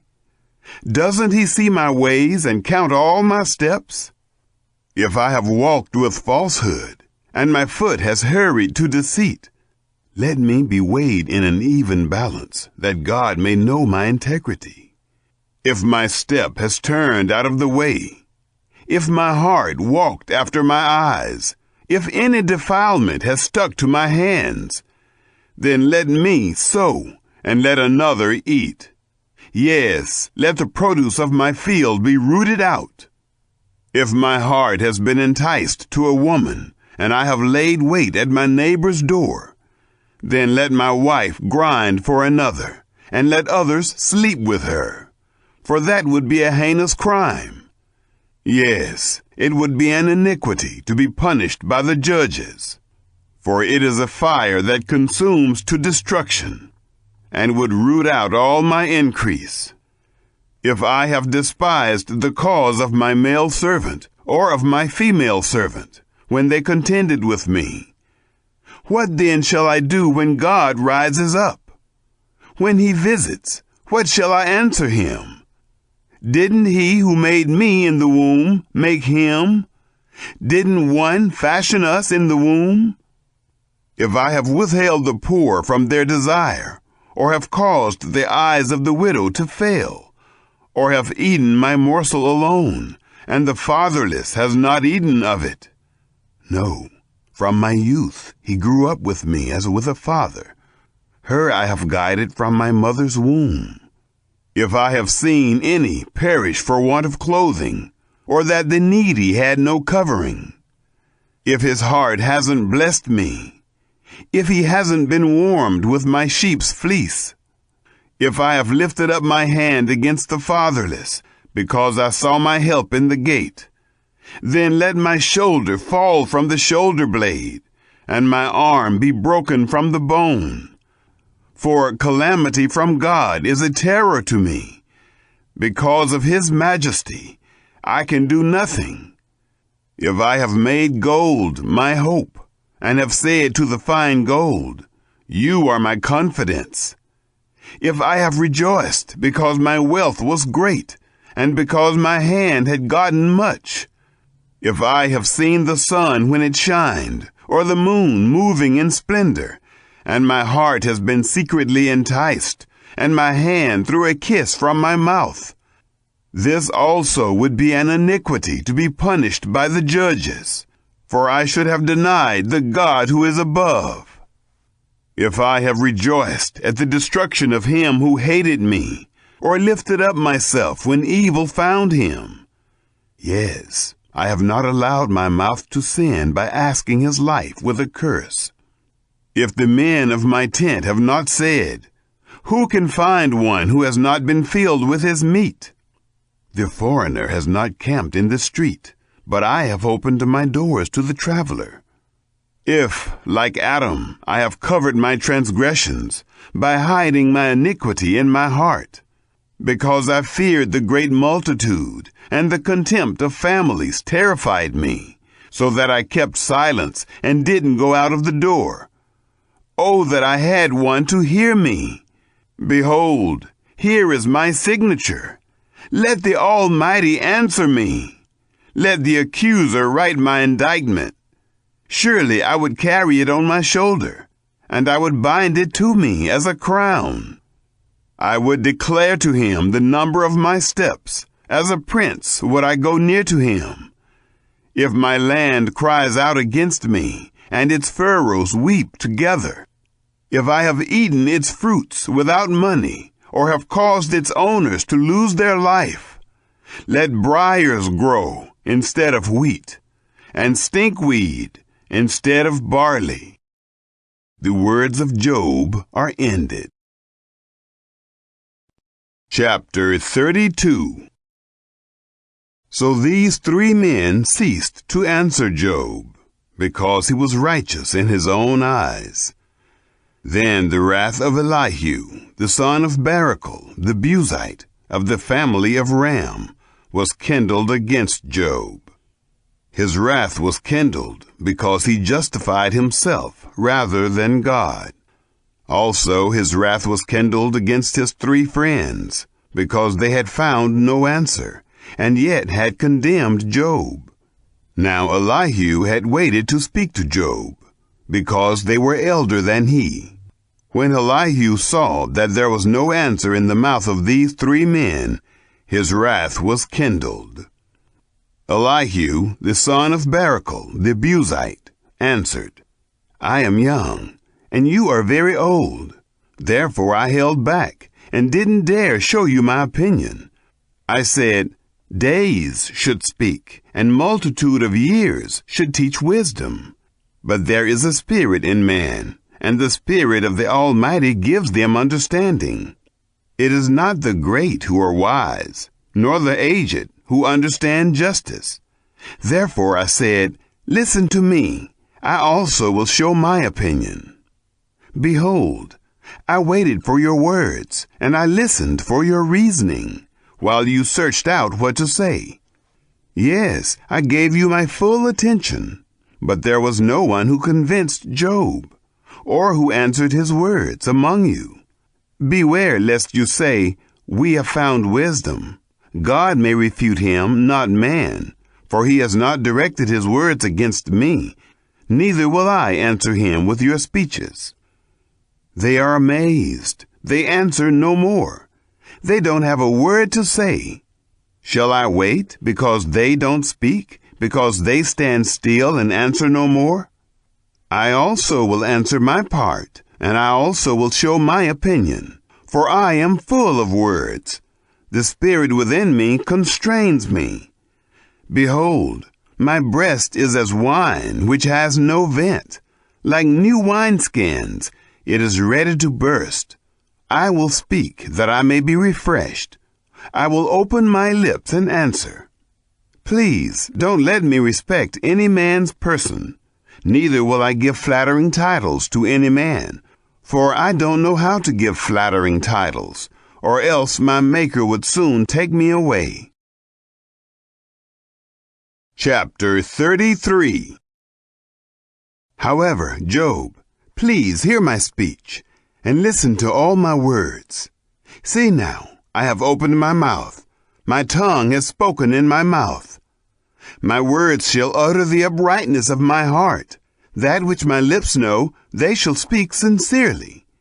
The Spirit of God has made me, and the breath of the Almighty gives me life. If you can, answer me. Set your words in order before me, and stand up. Behold, I am toward God even as you are. I am also formed out of the clay. Behold, my terror shall not make you afraid, neither shall my pressure be heavy on you. Surely you have spoken in my hearing. I have heard the voice of your words, saying, I am clean, without disobedience. I am innocent, neither is there iniquity in me. Behold, he finds occasions against me. He counts me for his enemy. He puts my feet in the stocks. He marks all my paths. Behold, I will answer you. In this you are not just, for God is greater than man. Why do you strive against him? Because he doesn't give account of any of his matters? For God speaks once, yes, twice, though man pays no attention. In a dream, in a vision of the night, when deep sleep falls on men, in slumbering on the bed, then he opens the ears of men, and seals their instruction, that he may withdraw man from his purpose, and hide pride from man. He keeps back his soul from the pit, and his life from perishing by the sword. He is chastened also with pain on his bed, with continual strife in his bones, so that his life abhors bread, and his soul dainty food. His flesh is so consumed away that it can't be seen. His bones that were not seen stick out. Yes, his soul draws near to the pit, and his life to the destroyers. If there is beside him an angel, an interpreter, one among 1,000, to show to man what is right for him, then God is gracious to him and says, Deliver him from going down to the pit. I have found a ransom. His flesh shall be fresher than a child's. He returns to the days of his youth. He prays to God, and he is favorable to him, so that he sees his face with joy. He restores to man his righteousness. He sings before men and says, I have sinned and perverted that which was right, and it didn't profit me. He has redeemed my soul from going into the pit. My life shall see the light. Behold, God does all these things, twice, yes, 3 times, with a man, to bring back his soul from the pit, that he may be enlightened with the light of the living. Mark well, Job, and listen to me. Hold your peace, and I will speak. If you have anything to say, answer me. Speak, for I desire to justify you. If not, listen to me. Hold your peace, and I will teach you wisdom. Chapter 34. Moreover, Elihu answered, Hear my words, you wise men.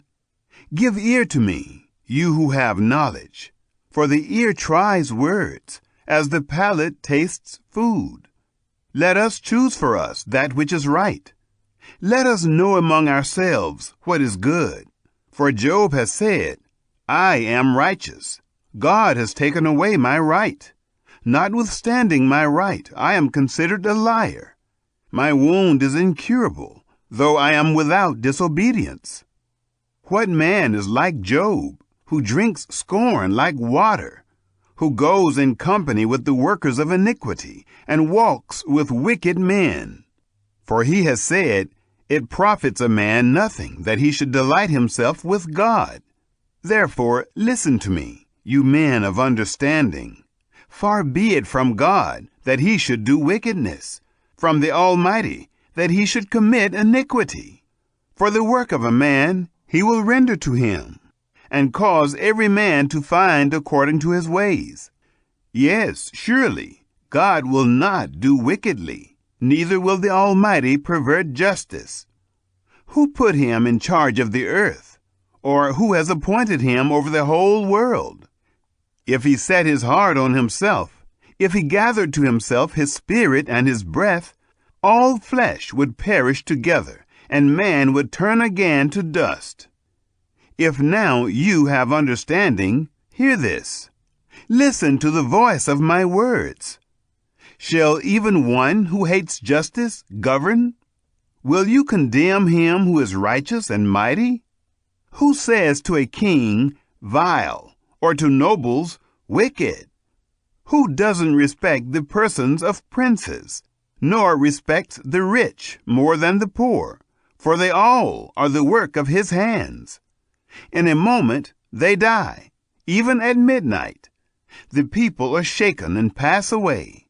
The mighty are taken away without a hand. For his eyes are on the ways of a man. He sees all his goings. There is no darkness nor thick gloom where the workers of iniquity may hide themselves. For he doesn't need to consider a man further, that he should go before God in judgment. He breaks in pieces mighty men in ways past finding out, and sets others in their place. Therefore, he takes knowledge of their works. He overturns them in the night, so that they are destroyed. He strikes them as wicked men in the open sight of others, because they turned away from following him and wouldn't pay attention to any of his ways, so that they caused the cry of the poor to come to him. He heard the cry of the afflicted. When he gives quietness, who then can condemn? When he hides his face, who then can see him? Alike, whether to a nation or to a man, that the godless man may not reign, that there be no one to ensnare the people. For has any said to God, I am guilty, but I will not offend any more? Teach me that which I don't see. If I have done iniquity, I will do it no more. Shall his recompense be as you desire, that you refuse it? For you must choose, and not I. Therefore speak what you know. Men of understanding will tell me, yes, every wise man who hears me. Job speaks without knowledge. His words are without wisdom. I wish that Job were tried to the end, because of his answering like wicked men. For he adds rebellion to his sin. He claps his hand among us, and multiplies his words against God. Chapter 35. Moreover, Elihu answered, Do you think this to be your right? Or do you say, My righteousness is more than God's? That you ask, What advantage will it be to you? What profit shall I have more than if I had sinned? I will answer you, and your companions with you. Look to the heavens and see. See the skies, which are higher than you. If you have sinned, what effect do you have against him? If your transgressions are multiplied, what do you do to him? If you are righteous, What do you give him? Or what does he receive from your hand? Your wickedness may hurt a man as you are, and your righteousness may profit a son of man. By reason of the multitude of oppressions, they cry out. They cry for help by reason of the arm of the mighty. But no one says, "Where is God, my Maker, who gives songs in the night? Who teaches us more than the animals of the earth, and makes us wiser than the birds of the sky?" There they cry, but no one answers, because of the pride of evil men. Surely God will not hear an empty cry, neither will the Almighty regard it. How much less when you say you don't see him? The cause is before him, and you wait for him. But now, because he has not visited in his anger, neither does he greatly regard arrogance. Therefore, Job opens his mouth with empty talk, and he multiplies words without knowledge. Chapter 36. Elihu also continued and said, "Bear with me a little, and I will show you, for I still have something to say on God's behalf. I will get my knowledge from afar, and will ascribe righteousness to my Maker. For truly my words are not false. One who is perfect in knowledge is with you. Behold, God is mighty and doesn't despise anyone. He is mighty in strength of understanding. He doesn't preserve the life of the wicked, but gives to the afflicted their right. He doesn't withdraw his eyes from the righteous, but with kings on the throne, he sets them forever, and they are exalted. If they are bound in fetters and are taken in the cords of afflictions, then he shows them their work and their transgressions, that they have behaved themselves proudly. He also opens their ears to instruction, and commands that they return from iniquity. If they listen and serve him, they shall spend their days in prosperity, and their years in pleasures. But if they don't listen, they shall perish by the sword. They shall die without knowledge. But those who are godless in heart lay up anger. They don't cry for help when he binds them. They die in youth. Their life perishes among the unclean. He delivers the afflicted by their affliction, and opens their ear in oppression. Yes, he would have allured you out of distress, into a wide place, where there is no restriction. That which is set on your table would be full of fatness. But you are full of the judgment of the wicked. Judgment and justice take hold of you. Don't let riches entice you to wrath, neither let the great size of a bribe turn you aside. Would your wealth sustain you in distress, or all the might of your strength? Don't desire the night, when people are cut off in their place. Take heed. Don't regard iniquity, for you have chosen this rather than affliction. Behold, God is exalted in his power. Who is a teacher like him? Who has prescribed his way for him? Or who can say, "You have committed unrighteousness"? Remember that you magnify his work, whereof men have sung. All men have looked on it. Man sees it afar off. Behold, God is great, and we don't know him. The number of his years is unsearchable, for he draws up the drops of water, which distill in rain from his vapor, which the skies pour down, and which drop on man abundantly.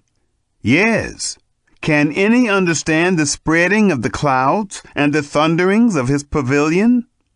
Behold, he spreads his light around him. He covers the bottom of the sea. For by these he judges the people. He gives food in abundance. He covers his hands with the lightning, and commands it to strike the mark.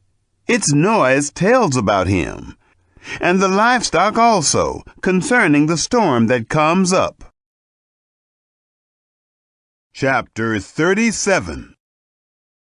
Yes, At this my heart trembles and is moved out of its place. Hear, oh, hear the noise of his voice, the sound that goes out of his mouth. He sends it out under the whole sky, and his lightning to the ends of the earth. After it a voice roars. He thunders with the voice of his majesty. He doesn't hold back anything when his voice is heard. God thunders marvelously with his voice. He does great things which we can't comprehend. For he says to the snow, "Fall on the earth," likewise to the shower of rain, and to the showers of his mighty rain. He seals up the hand of every man, that all men whom he has made may know it. Then the animals take cover and remain in their dens. Out of its room comes the storm, and cold out of the north. By the breath of God, ice is given, and the width of the waters is frozen. Yes, he loads the thick cloud with moisture. He spreads abroad the cloud of his lightning. It is turned around by his guidance, that they may do whatever he commands them on the surface of the inhabitable world, whether it is for correction, or for his land, or for loving kindness, that he causes it to come. Listen to this, Job. Stand still and consider the wondrous works of God. Do you know how God controls them and causes the lightning of his cloud to shine? Do you know the workings of the clouds, the wondrous works of him who is perfect in knowledge?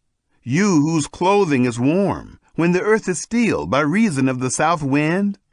Can you, with him, spread out the sky, which is strong as a cast metal mirror? Teach us what we shall tell him, for we can't make our case by reason of darkness. Will it be told him that I would speak? Or should a man wish that he were swallowed up? Now men don't see the light which is bright in the skies, but the wind passes and clears them. Out of the north comes golden splendor. With God is awesome majesty. We can't reach the Almighty. He is exalted in power, in justice and great righteousness. He will not oppress. Therefore men revere him. He doesn't regard any who are wise of heart. Chapter 38. Then Yahweh answered Job out of the whirlwind. Who is this who darkens counsel by words without knowledge? Brace yourself like a man, for I will question you. Then you answer me. Where were you when I laid the foundations of the earth? Declare if you have understanding. Who determined its measures, if you know? Or who stretched the line on it? Whereupon were its foundations fastened? Or who laid its cornerstone? When the morning stars sang together, and all the sons of God shouted for joy? Or who shut up the sea with doors, when it broke out of the womb? When I made clouds its garment, and wrapped it in thick darkness, marked out for it my bound, set bars and doors, and said, Here you may come, but no further. Here your proud waves shall be stayed. Have you commanded the morning in your days, and caused the dawn to know its place, that it might take hold of the ends of the earth, and shake the wicked out of it? It is changed as clay under the seal, and presented as a garment. From the wicked their light is withheld. The high arm is broken. Have you entered into the springs of the sea? Or have you walked in the recesses of the deep? Have the gates of death been revealed to you? Or have you seen the gates of the shadow of death? Have you comprehended the earth in its width? Declare if you know it all. What is the way to the dwelling of light? As for darkness, where is its place, that you should take it to its bound, that you should discern the paths to its house? Surely you know, for you were born then, and the number of your days is great. Have you entered the treasuries of the snow? Or have you seen the treasures of the hell, which I have reserved against the time of trouble, against the day of battle and war? By what way is the lightning distributed, or the east wind scattered on the earth?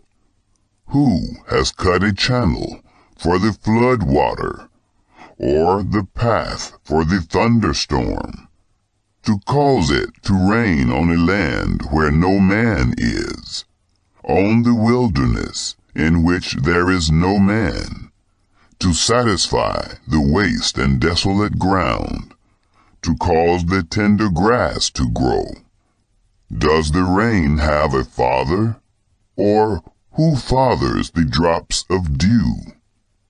Out of whose womb came the ice, the gray frost of the sky? Who has given birth to it? The waters become hard like stone when the surface of the deep is frozen. Can you bind the cluster of the Pleiades, or loosen the cords of Orion? Can you lead the constellations out in their season? Or can you guide the bear with her cubs? Do you know the laws of the heavens? Can you establish its dominion over the earth? Can you lift up your voice to the clouds, that abundance of waters may cover you? Can you send out lightnings, that they may go? Do they report to you, "Here we are"? Who has put wisdom in the inward parts? Or who has given understanding to the mind? Who can count the clouds by wisdom? Or who can pour out the containers of the sky when the dust runs into a mass and the clods of earth stick together?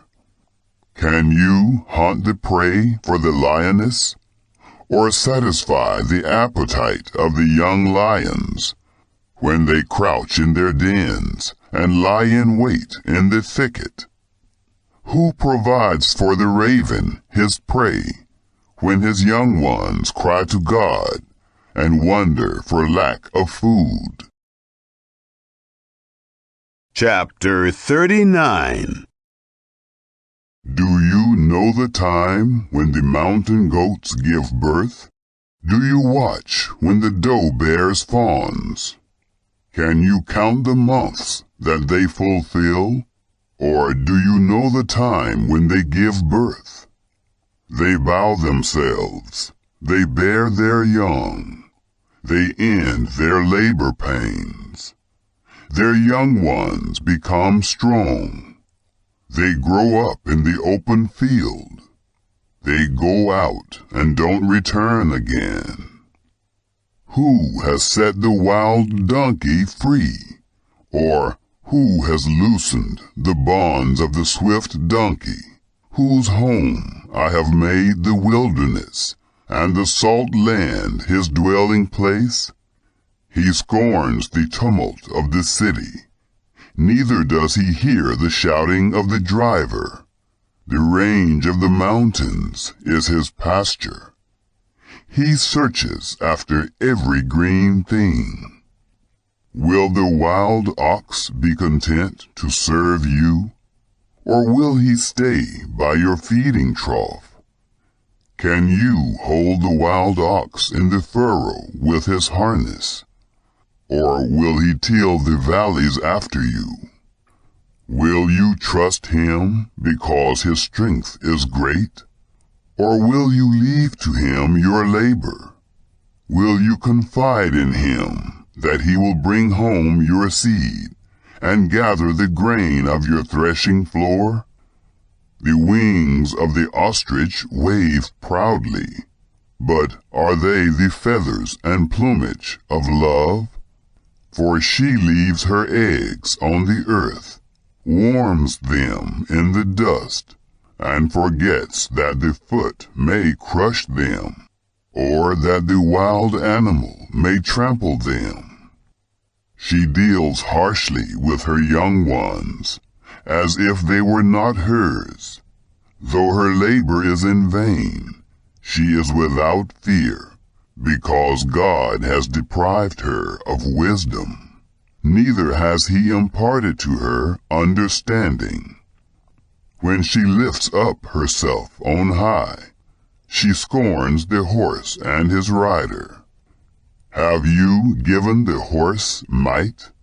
Have you clothed his neck with a quivering mane? Have you made him to leap as a locust? The glory of his snorting is awesome. He paws in the valley and rejoices in his strength. He goes out to meet the armed men. He mocks at fear and is not dismayed. Neither does he turn back from the sword. The quiver rattles against him, the flashing spear and the javelin. He eats up the ground with fierceness and rage. Neither does he stand still at the sound of the trumpet. As often as the trumpet sounds, he snorts, "Aha!" He smells the battle afar off, the thunder of the captains and the shouting. Is it by your wisdom that the hawk soars and stretches her wings toward the south? Is it at your command that the eagle mounts up and makes his nest on high? On the cliff he dwells and makes his home, on the point of the cliff and the stronghold. From there he spies out the prey. His eyes see it afar off. His young ones also suck up blood. Where the slain are, there he is. Chapter 40. Moreover, Yahweh answered Job, Shall he who argues contend with the Almighty? He who argues with God, let him answer it. Then Job answered Yahweh, Behold, I am of small account. What shall I answer you? I lay my hand on my mouth. I have spoken once, and I will not answer. Yes, twice, but I will proceed no further. Then Yahweh answered Job out of the whirlwind. Now brace yourself like a man. I will question you, and you will answer me. Will you even annul my judgment? Will you condemn me, that you may be justified? Or do you have an arm like God? Can you thunder with a voice like him? Now deck yourself with excellency and dignity. Array yourself with honor and majesty. Pour out the fury of your anger. Look at everyone who is proud, and bring him low. Look at everyone who is proud, and humble him. Crush the wicked in their place. Hide them in the dust together. Bind their faces in the hidden place. Then I will also admit to you that your own right hand can save you. See now, Behemoth, which I made as well as you. He eats grass as an ox. Look now, his strength is in his thighs. His force is in the muscles of his belly. He moves his tail like a cedar. The sinews of his thighs are knit together. His bones are like tubes of bronze. His limbs are like bars of iron. He is the chief of the ways of God. He who made him gives him his sword. Surely the mountains produce food for him, where all the animals of the field play. He lies under the lotus trees, in the covert of the reed and the marsh. The lotuses cover him with their shade. The willows of the brook surround him. Behold, if a river overflows, he doesn't tremble. He is confident, though the Jordan swells even to his mouth. Shall any take him when he is on the watch, or pierce through his nose with a snare? Chapter 41. Can you draw out Leviathan with a fish hook, or press down his tongue with a cord? Can you put a rope into his nose, or pierce his jaw through with a hook? Will he make many petitions to you, or will he speak soft words to you? Will he make a covenant with you, that you should take him for a servant forever? Will you play with him as with a bird, or will you bind him for your girls? Will traders barter for him? Will they part him among the merchants? Can you feel his skin with barbed irons, or his head with fish spears? Lay your hand on him. Remember the battle, and do so no more. Behold, the hope of him is in vain. Won't one be cast down even at the sight of him?